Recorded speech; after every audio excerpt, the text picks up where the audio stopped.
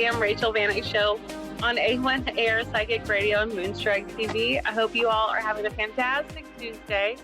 It's really awesome weather here right now.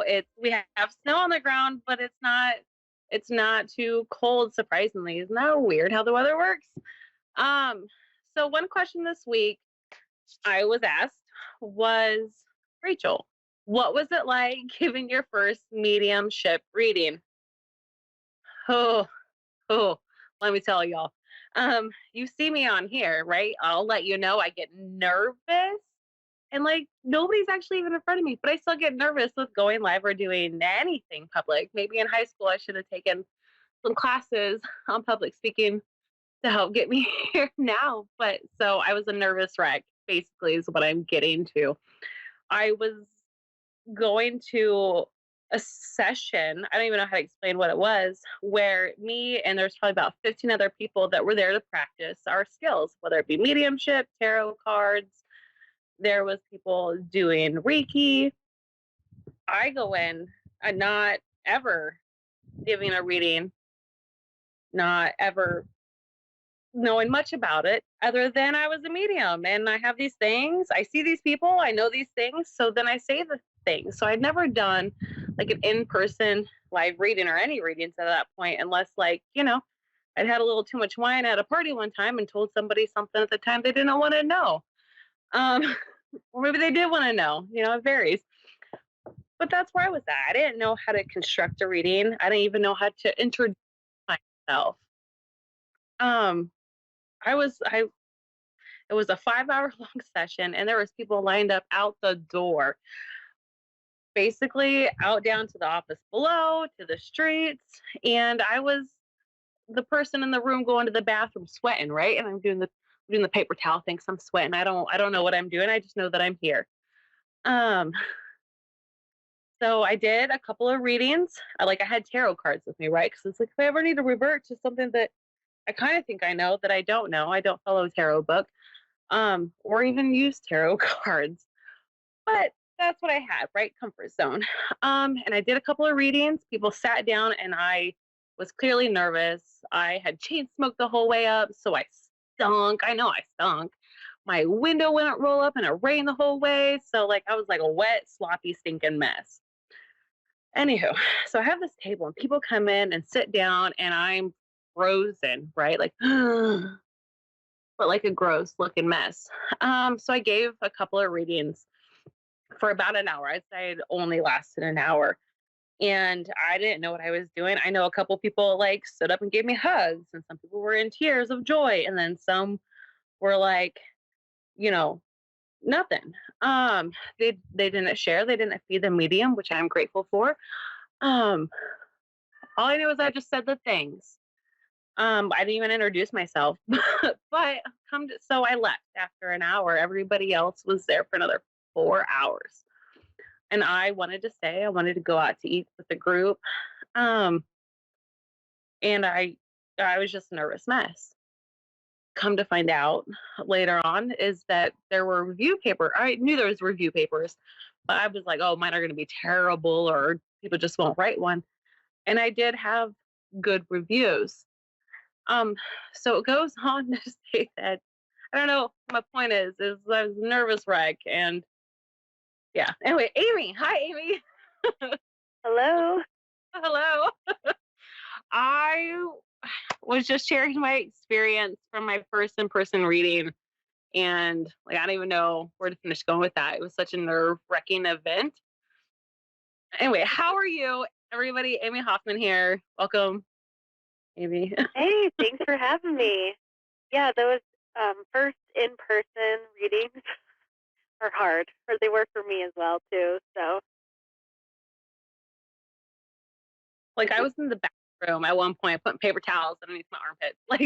I was just nervous. I didn't know how to construct a reading.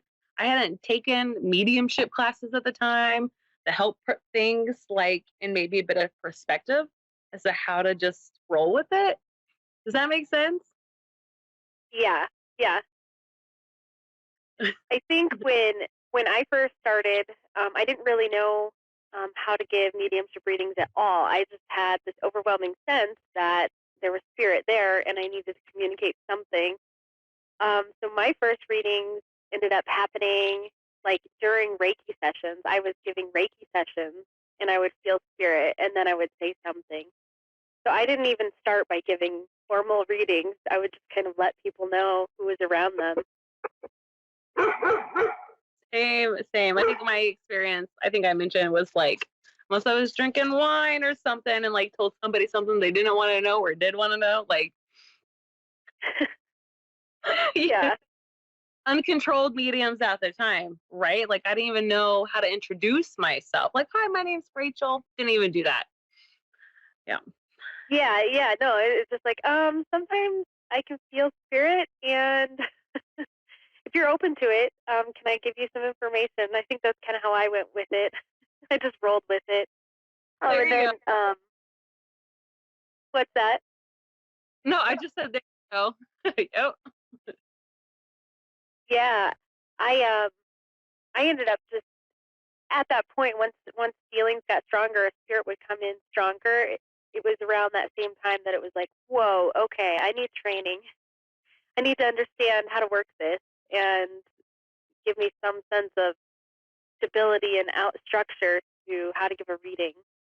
So, Right. Like, even if and I, that's yourself, like, okay, how do I set my nervousness aside to even just help bring this through? How do I focus on yeah, one hmm, versus, a lot can come through at one time. yes. I think So, in my experience, I used to get nervous, but before I was doing most of my mediumship readings, I taught yoga. And I think having that tool in my pocket has helped me to kind of like breathe through my anxiety and help to lower it as I get started to do a reading and connect with spirit. Um, so that's kind of been my only saving grace. I feel is I have a couple of extra tools in my pocket to calm myself down. so, so one thing I've done since my first reading, which I mentioned before, like I had chain smoked all the way to this event, and my window wouldn't roll up, and it rained, so I'm like a wet, smoky dog, right? Like it's probably how I smell and looked, plus the sweating. Um, so now you probably just heard my cat just knocked over all of my things. But like now before a reading, whether it's in person or it's Zoom over the phone, I'd be sure to like put a mint in my mouth, go down with lotion, lip gloss, because people can smell me over the phone, right? No. It's a ritual that like I developed over time. Do you have a ritual? My question for you before you go into a session, whether in person or via internet, our times nowadays. Yes. Um, Mine has nothing to do with lip gloss.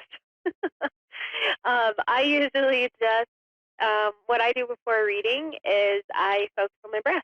Like I said earlier, it's the greatest tool I have to calm myself down. So I kind of just close my eyes wherever I'm at. I tune in with my breath and just get my body kind of settled down, my mind settled down, and then set the intention to connect with spirit, and then trust and show up for my reading. It's very simple. I don't do anything too crazy. Focus on that breath. Can you give us an example of focusing on that breath? I'm sorry to put you on the spot, but oh, good. Of course. You want me to talk you through how I focus on my breath? Yeah, we have 2 minutes. Yeah. Okay. I'll Whatever. try to do this quick. Okay. So what I do is I come into my body, so I close my eyes and I just take a nice breath in and then I exhale out. Do that 2 more times, nice and steady, breathing in and out. And the last time, nice big breath in. And as I exhale, I begin to feel my body soften from the top of my head, down my neck, shoulders release and relax. And that relaxation continues down my body through my stomach, hips, my legs, thighs, And from there, I focused on taking nice, slow inhale and exhale until I feel centered and ready to move on. And that's it. That's the fast forward version. But I do that, and I do it a lot slower and intentionally. Oh, you made my cheeks feel all warm. So I did that exercise just now with you, and like my cheeks got all warm. Like, okay, that is relaxing. I felt it definitely in my hip. I'm like, okay, I should be sitting down right now. Like, I'm gonna melt my chair. That's yeah. I just do that, and then I go to work. Ooh, Amy, producer Dave is telling us we got 30 seconds left. Quick, talk about what we got coming up on the 17th on Whispers from Heaven group on Facebook. Oh, we're going to talk about spirit. Rachel and I are going to connect on spirit. We're going to be live. You can join the group and watch us live. We talk about spirit. We talk about energy. We talk about topics you want to talk about, and we connect with loved ones and give live readings. So that's what we're going to be doing if you want to join us. Oh, we got to go. Thank you, Amy.